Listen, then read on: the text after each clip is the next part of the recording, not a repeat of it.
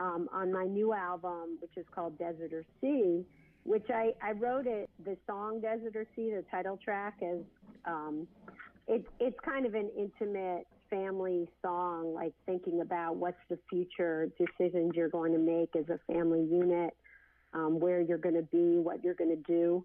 But in making it the title track now, I realized that the title also speaks to climate change, because that's what we're looking at, the world being either flooded in some areas or desertification in other areas. It's this increasing dichotomy. I have a song called Secret, which was sort of unofficially commissioned by the pastor of a small Presbyterian, congregational church in New England, writing to me poignantly because his teenage daughter was realizing that she is queer and feeling an existential threat coming from our government. And he said, can you write a song to make her feel better?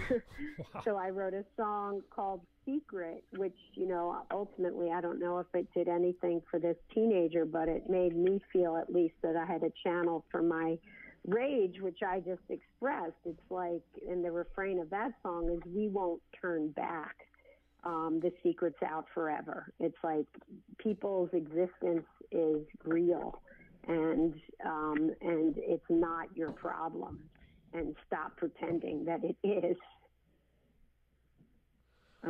So yeah, I have a new song. Some of these debates, which there's ancient debates about, does someone really love our country? What does it mean to be a patriot? But I have a song called Drinking Song, which sort of meditates on the notion of patriotism in the context of some of our contemporary debates about whether you have to go through the rituals of standing for the anthem, and this goes back to this whole simplicity thing. Yeah, call it a polarization of right or left. I would call the polarization between intellectually, intellectually people find that a threatening word.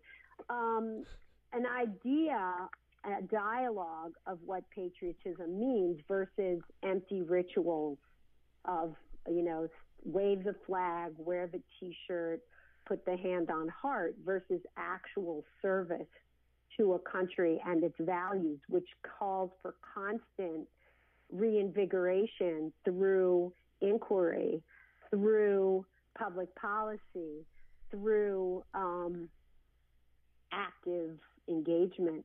So, our national anthem, Star Spangled Banner, had its origins, was written by a slave owner, who the melody of it came from an old British drinking song.